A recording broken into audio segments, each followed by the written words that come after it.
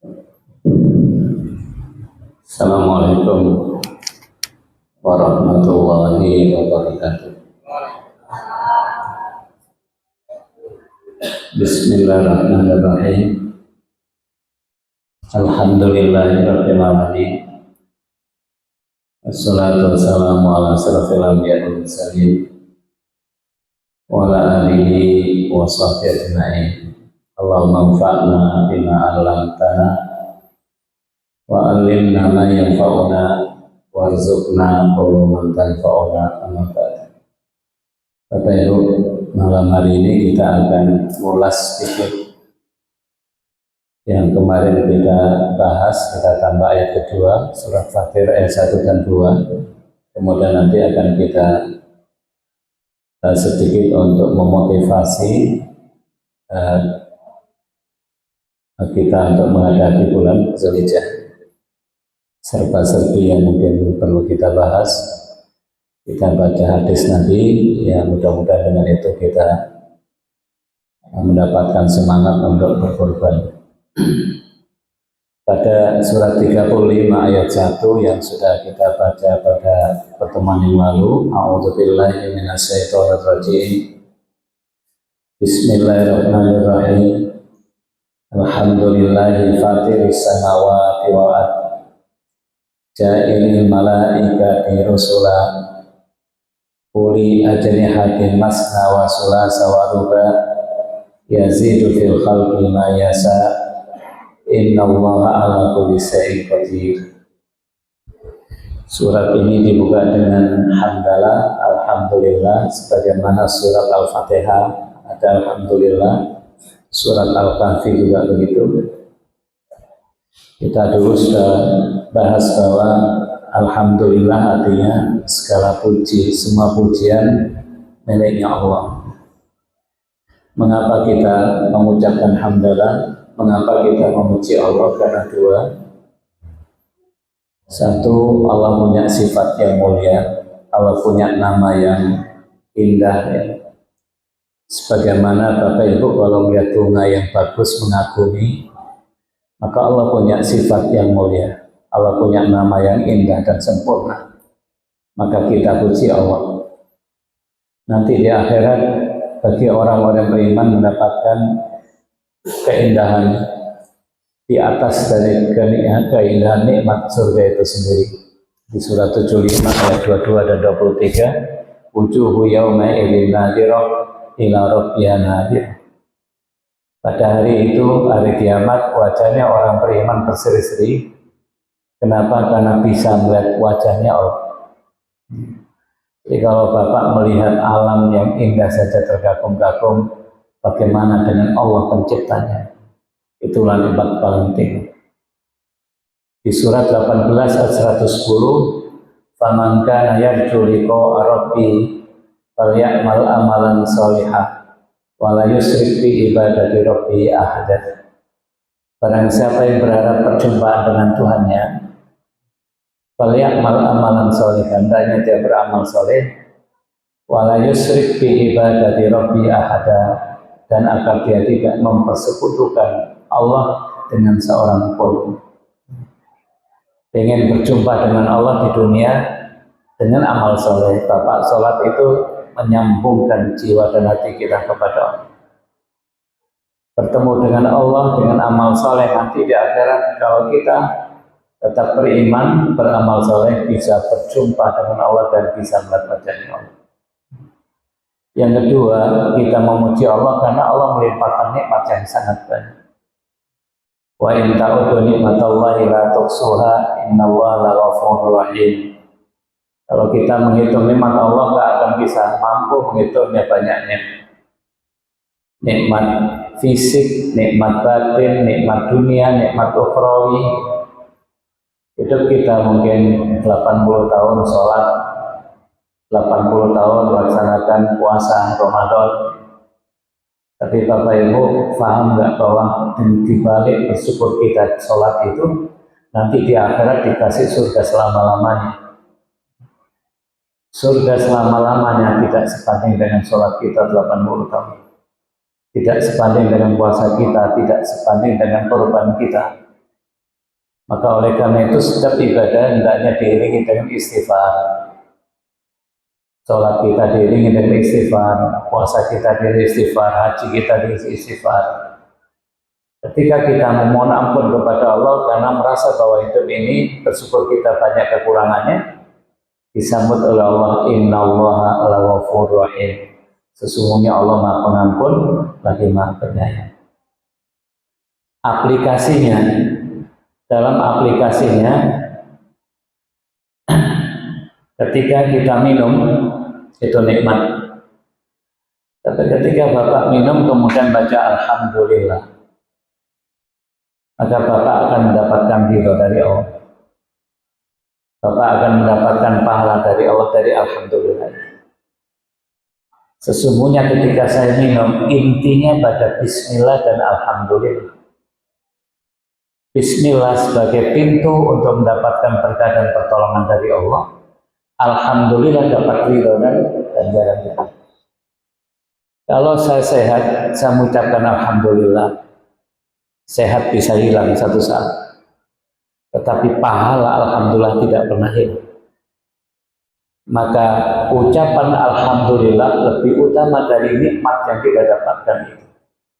Ini yang disebut di dalam hadis Muslim, disebutkan dalam hadis Sunan Ibnu Majah. Jadi jujur saja kita ini harus setiap kali makan, minum harus membaca Bismillah dan Alhamdulillah, karena itu intinya. Termasuk juga ketika kita ridho, kita mengucapkan Alhamdulillahilladzi bi ni'matihi tatimmus sholihat. Kalau kita tidak suka mengucapkan Alhamdulillah ala kulli hal. Fatiris samawati wal ard, Allah pencipta langit, pencipta bumi, itu nikmat. Ada langit, ada bumi, nikmat. Maka kita puji Allah. Ja'ilil malaikati rusula, menciptakan malaikat-malaikat sebagai utusan-utusan, itu nikmat. Ada yang punya 2 sayap, 3 sayap, 4 sayap, ada yang lebih, sesuai dengan apa yang kehendaki. Sungguhnya Allah Maha Kuasa atas segala sesuatu. Masuk pada ayat kedua. Ma yaftahillahu linnasi min rahmatin fala mumsikalah wa ma yumsik fala mursilalahu min ba'di wa huwal azizul hakim. Apa saja yaftah itu membuka, apa saja yang Allah buka untuk manusia, berrahmatin berupa rahmat. Kalau Allah sudah bukakan rahmat untuk manusia, fala mumsikalah, maka tidak ada yang bisa menahan rahmat itu.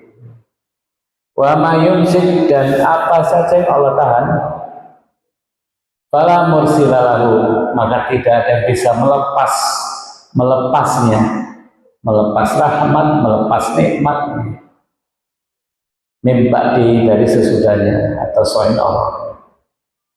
Wa huwal azizul hakim, dan Allah Maha Perkasa, Al-Hakim, yang Maha Bijaksana.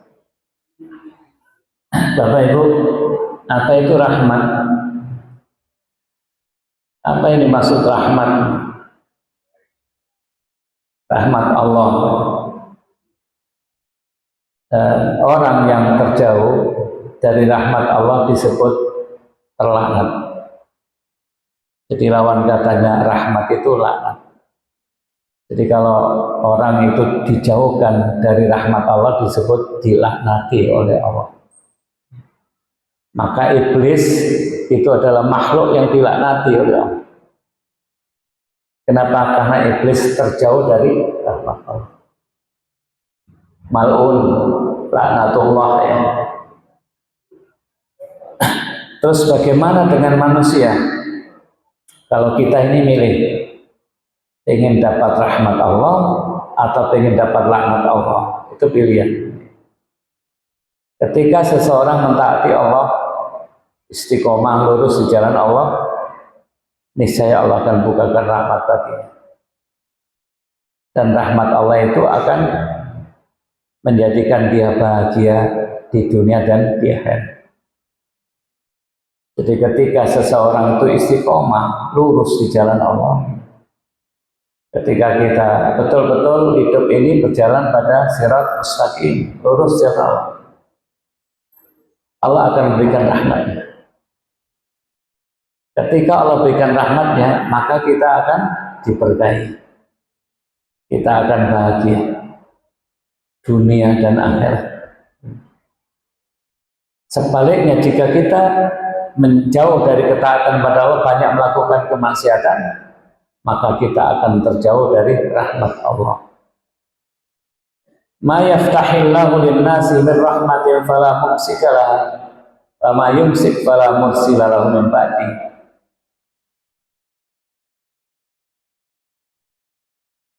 Wa huwal azizul hakim. Kita akan mendapati surat 2 159. Itu disebutkan orang-orang yang mendapat laknat dari Allah, orang-orang yang dilaknati oleh Allah dan oleh mereka yang melaknat. Innal ladzina yaktumuna ma anzalna minal bayyinati wal huda. Sungguhnya orang-orang yang menyembunyikan apa yang telah kami turunkan berupa keterangan-keterangan dan petunjuk, mimba bima bayyanahu lin-nasi fil kitabi, setelah kami jelaskan kepada manusia dalam kitab Al-Quran, mereka itulah yang dilaknat oleh Allah dan dilaknat pula oleh mereka yang melaknat. Jadi rahmat, apa arti yang orang yang dirahmati? Berarti dia dikasih kebaikan oleh Allah. Kuncinya apa baru? Lurus di jalan Allah. Kalau orang dijauhkan dari rahmat, namanya dilaknat. Maka iblis adalah makhluk yang dilaknat. Baik, kita lanjutkan. Apa hubungan manusia dengan rahmat Allah? Manusia memilih mendapat rahmat Allah dengan jalan mentaati, atau terjauh dari rahmat Allah karena dia banyak melakukan maksiat. Bapak Ibu, di Al-Quran ada sifat Ar-Rahman Ar-Rahim. Ada sifat Ar-Rahman Ar-Rahim. Kalau di Al-Fatihah, Alhamdulillah Rabbil Alamin. Segala puji miliknya Allah karena Allah Rabbul Alamin, yang menciptakan, yang mengatur, yang mengurusi alam semesta. Maka pujian itu milik Allah. Kemudian Ar-Rahman Ar-Rahim datang sesudah Rabbul Alamin. Artinya Allah menciptakan alam semesta termasuk kita. Itu didasarkan kasih sayang. Allah sayang. Jadi alam semesta ini Bapak Ibu diciptakan oleh Allah, Rabbul Alamin, Allah sebagai Rabbul Alamin. Itu dasarnya adalah Ar-Rahman. Jadi Bapak kita ini diciptakan oleh Allah, dasarnya disayang untuk dimasukkan ke dalam surga, tapi bersyarat diuji. Ingin dibahagiakan, masuk surga langgeng. Nah, kita mencoba untuk memahami makna Ar-Rahman. Di surat Toha ayat 5, Ar-Rahman alal arsistawa. Ar-Rahman, Allah yang Maha Pengasih. Alal arsistawa, bersemayam di atas ars. Allah menciptakan pertama ars, berikutnya menciptakan pena, air, bukan air ini, air penciptaan. Kemudian menciptakan pena, kemudian menciptakan Lauhil Mahfud, pena dan Lauhil Mahfud satu ini. Kemudian menciptakan cahaya, menciptakan api, menciptakan api. Ini penciptaan yang nggak ada asalnya, kok asli, hasil penciptaan. Berbeda dengan langit dan bumi. Kalau langit dan bumi diciptakan dari air. Kalau manusia, kalau malaikat diciptakan dari cahaya. Kalau jin diciptakan dari api. Manusia diciptakan dari tanah. Tapi kalau ars asli. tidak diciptakan, langsung diciptakan oleh Allah tanpa ada materi sebelumnya. Begitu pula pena, air, pena, Lauhul Mahfuz. Begitu pula cahaya, api, ya. Itu asal penciptaan. Jadi yang paling tinggi itu aras. Allah bersemayam di atas aras. Langit dan alam semesta ini diliputi oleh arasnya Allah. Aras itu paling luas ya kan. Di surat 10 ayat 3, Inna rabbakumullahu alladzi khalaqas samawati wal arda fi sittati ayyam. Summa stawa 'alal arsy yudabbirul amra. Sungguhnya Tuhan kamu Allah yang menciptakan langit dan bumi 6 masa, kemudian bersemayam di atas aras. Allah mengatur segala urusan. Jadi rahmat Allah meliputi aras, langit, bumi dan seluruhnya. Semuanya diurusi oleh Allah dan semuanya diliputi oleh rahmatnya Allah.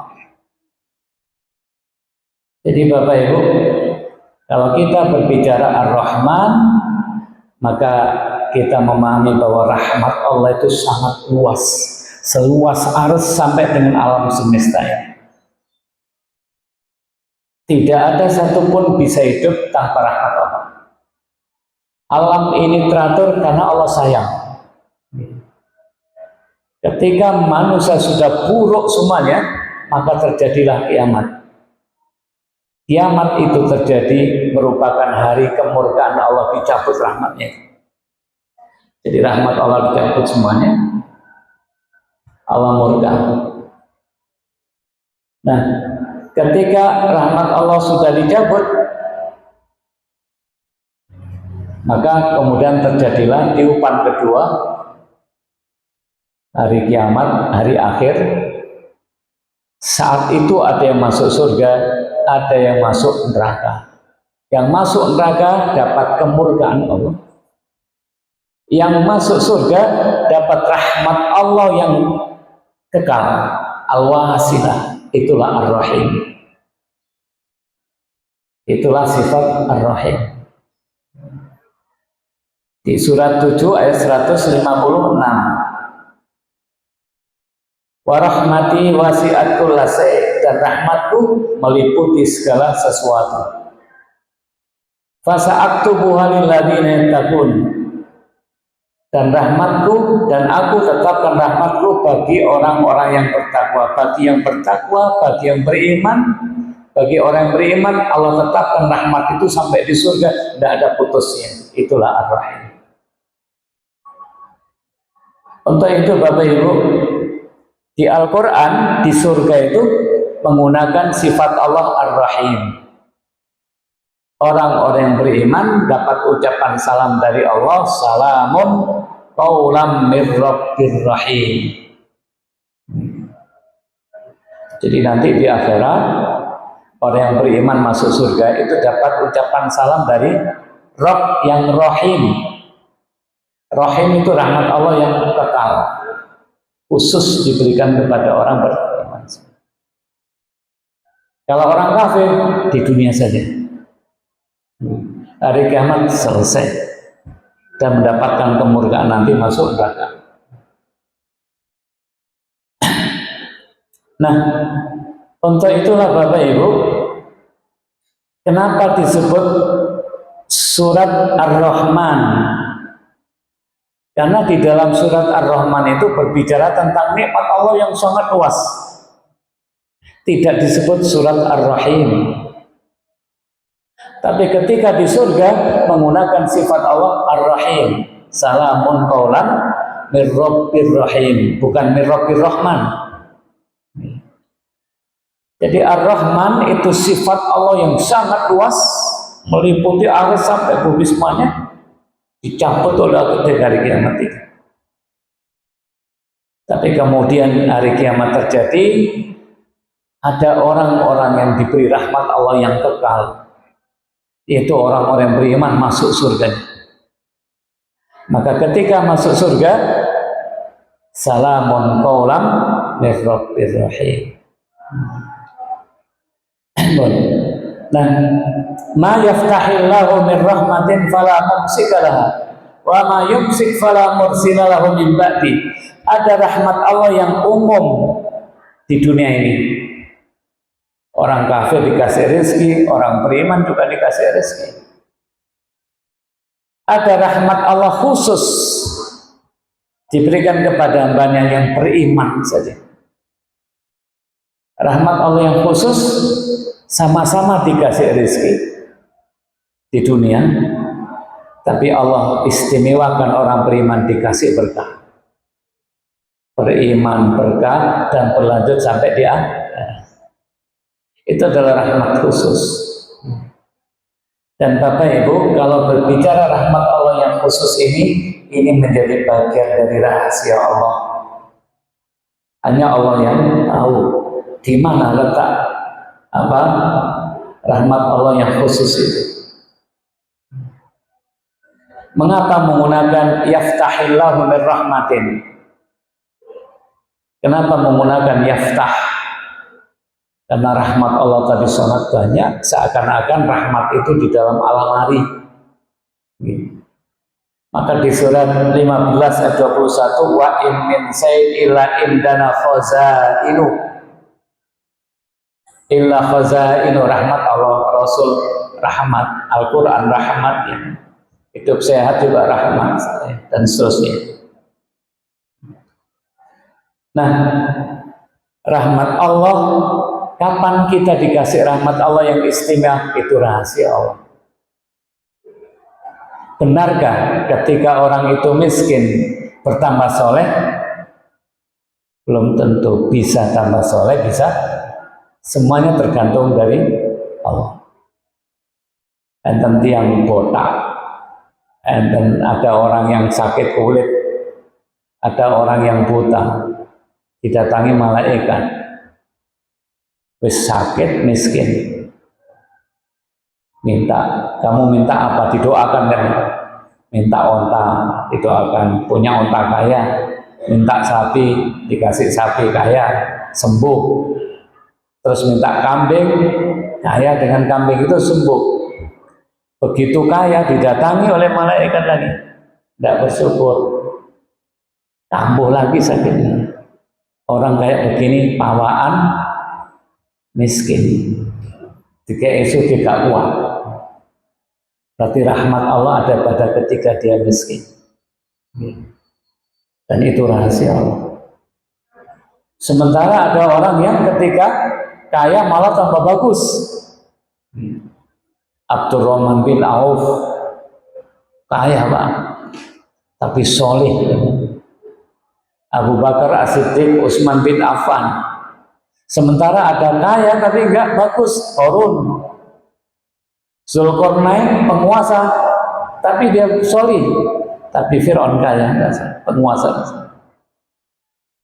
Nah, untuk itulah, untuk mengetahui yang mana rahmat Allah yang mengantarkan kita bahagia, diberkahi dan masuk surga, ingat ayat ini, asa wa asa an takrahu syai'an wa huwa khairul lakum wa asa an tuhibbu syai'an wa huwa syarrul lakum wallahu ya'lamu wa antum la ta'lamun.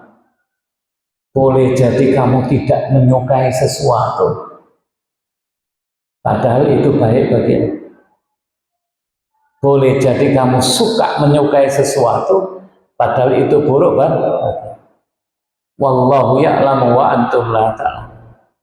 Allah yang tahu, kamu tidak tahu. Boleh jadi kita inginnya kaya ya Pak, Allah nggak kasih itu, karena dengan kaya itu kamu nanti jadi buruk. Boleh jadi kamu tidak suka sakit, tapi kalau dengan sakit itu malah tambah soleh, bisa jadi. Begitulah bagian dari, kalau Allah sudah bukakan rahmatnya, di penjara pun jadi bahagia. Seperti Nabi Yusuf. Kalau Nabi Yusuf tidak di penjara, tidak mungkin ketemu raja Pak. Kalau nggak ketemu raja, nggak jadi Tentara kerajaan. Dalam kondisi sulit pun Nabi Ibrahim dibakar, api itu jadi rahmat. Sebaliknya, orang dengan kaya raya tidur di hotel yang mewah, kasur yang mewah, nggak bisa tidur itu bukan salah kasurnya, salah di sininya gimana? Itulah rahmat Allah. Tapi bagi kita nih, cari rahmat Allah ini, rahmat Allah yang khusus ini mengantarkan bahagia di dunia dan di akhirat. Di antaranya apa?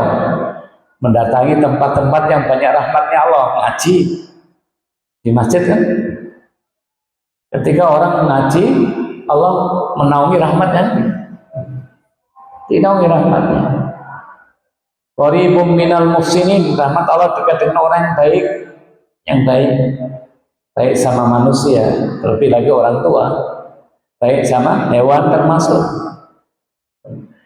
termasuk semua ibadah kita akan mengantarkan kita dapat rahmat Allah yang istimewa.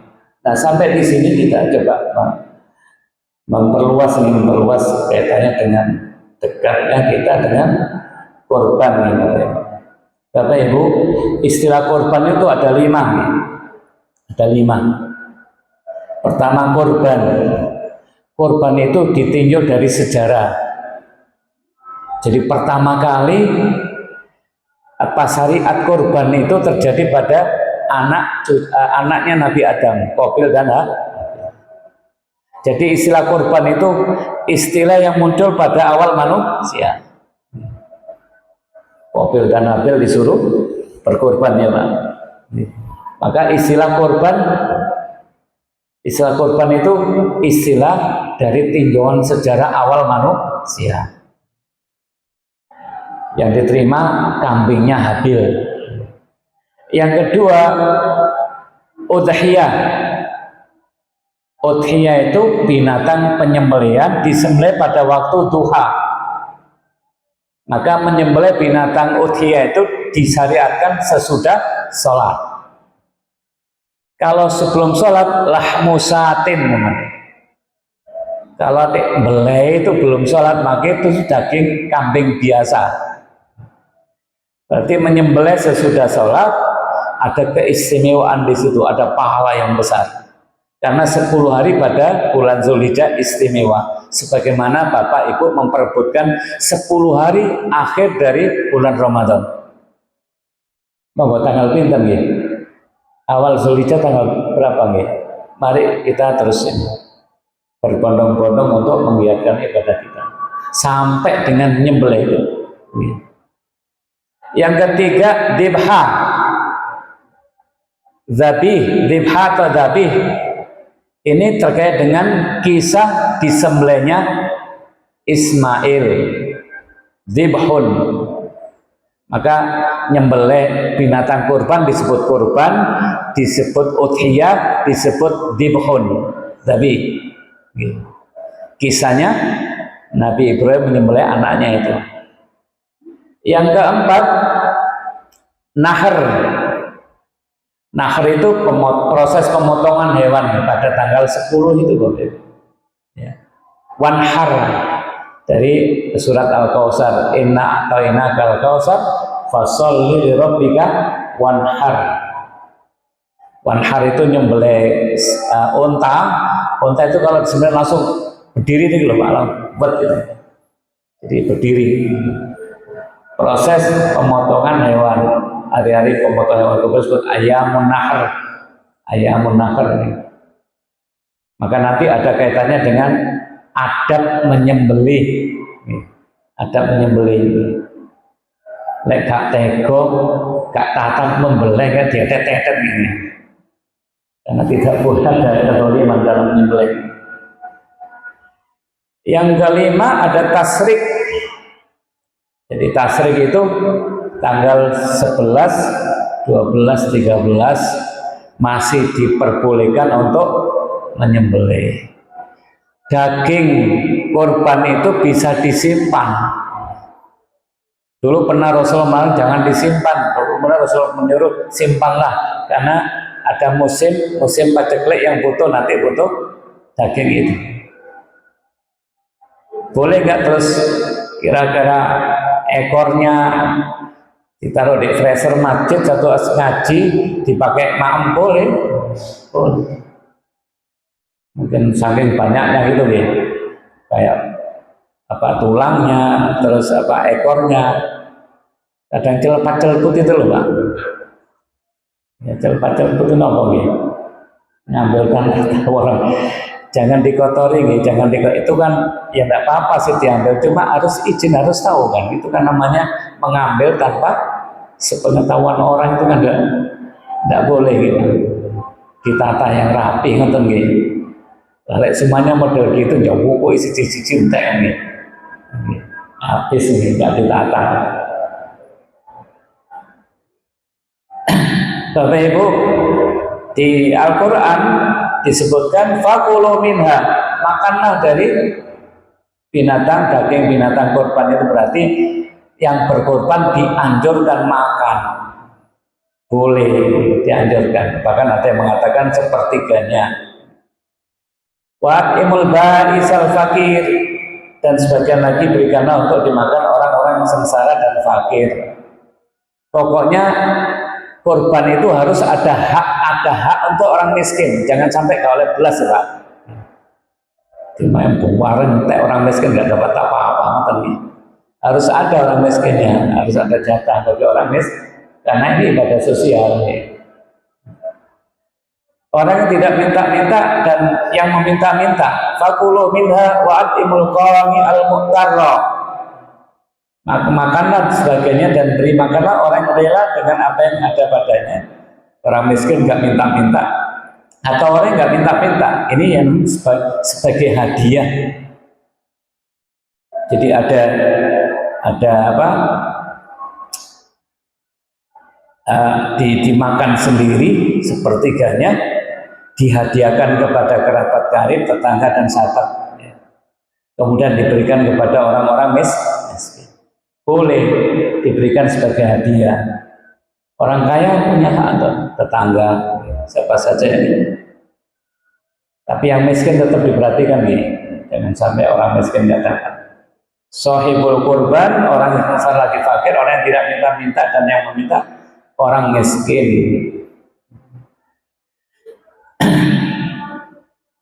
Ini pendapat yang sepertiga itu dari Ibnu Abbas. Keluarga pengorban makan daging kurban sepertiganya, begitu pula sepertiga untuk fuqara tetangganya, dan sepertiga lagi untuk orang miskin peminta-minta, yang disebutkan oleh Al-Hafidh Abu Musa Al-Asfahani. Nah, ini perbedaan fikih. Kalau kita berbicara hukum, kita siap menerima perbedaan. Kalau tidak siap nanti geger, gak wow mungkin. Kalau mengenai jelasno fikih ini hukum itu kadang-kadang wis ahli ini mau nonton gitu. Kalau menyampaikan fikih mari kan metu baik ya lagi. Malah kaning masjid yang penting utama itu semangat berkorbannya. Semangat berkorban ini yang harus dimunculkan gitu Bapak Ibu. Saya baca hadisnya. Saat itu Ummu Salamah zaujan Nabi, aku pernah mendengar Ummu Salamah istri Nabi. Rasulullah SAW sabda, "Man kana lahu dhibhun", barang siapa memiliki sembelihan, maka lahu, barang siapa lahu baginya dhibhun, sembelihan, satu sembelihan, yatbahu, yang ia akan menyembelihnya. Fa idza uhilla hilalu dzulhijjah, apabila hilal dzulhijjah telah muncul, jadi tanggal 1 Zulhijjah, maghrib, mulai maghrib itu Pak, adzan itu startnya ya. Fala ya'khudhanna, maka janganlah dia mengambil. Redaksi hadisnya mengambil Pak. Janganlah dia mengambil rambutnya, min sa'ri, rambutnya, wala min atfari, dari kukunya sedikit pun, hatta yutawi, sampai dia menyembelihnya. Ini bahasanya mengambil. maka timbul perselisihan. Yang kedua, hadis Muslim, hadisnya sahih. Idza dakhalal asru wa indau udhiyatun, apabila masuk 10 hari Zulhijjah dia punya udhiyah, dia memiliki hewan kurban yang akan dia sembelih itu. Fala ya'khudanna sa'ran wala yaqlimanna dhufran, maka janganlah dia mengambil rambut dan jangan memotong kuku, Muslim. Kalau tadi rambut dan kuku ya. Yang ketiga, idza dakhalal asru, hadis Muslim, warada ahadukuma, seorang dari kalian berdua untuk berudhiyah, fala yamassa, jangan menyentuh. Yamassa itu menyentuh, Pak. Enggak boleh nyentuh ini. Wala yamassa min sa'rihi, dari rambutnya, wa basarihi, dan kulitnya sedikit pun. Dari sini timbul permasalahan. Ini hak redaksi hadisnya bukan hanya sekedar memotong, gitu. Menyentuh, mengambil, memotong. Maka terus timbul apa? Ini sing dilarang ini orang yang berkorban atau hewan berkorbannya. Kalau yang berpendapat yang dilarang tadi memotong kuku, terus rambut, itu binatang orangnya, berarti perintah ini adalah ta'abbudi. Wis gak usah dipikir nopo, pokoknya ikutono gitu loh Pak ya. Tapi kalau ini difahami binatangnya, satu pendapat pertama bahwa alasannya agama Islam itu menjaga kebersihan. Maka nanti ada hadis, kalau kuku kita sudah kotor panjang, itu sunanul fitrah, segera dipotong. Lah 10 hari itu panjang kuku ya Pak. Yang kedua, tinjauan dari psikologi hewan. Hewan tuh kalau diambil rambutnya, dipotong kukunya, stres. Itu maka kemudian dilarang. Yang berikutnya, ada riwayat tentang larangan mengganggu, melukai kulit.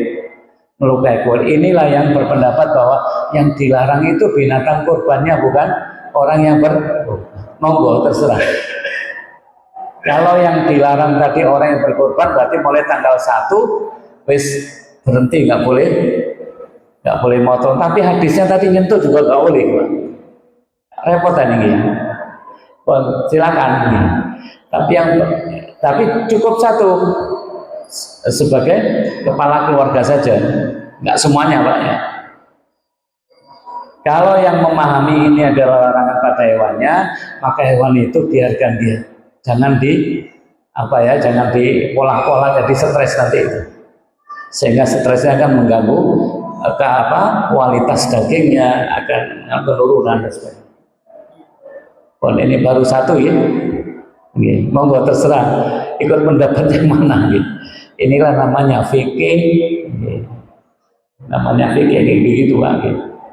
Jadi sing dilarang orangnya nopo hewannya yang dipotong, kukunya, bulunya itu Pak. Monggo sudah terserah. Karena ada pendapatnya begitu gitu. Pun ngotot berarti sama menolak hadis tadi itu. Yang sudah, itulah fikih.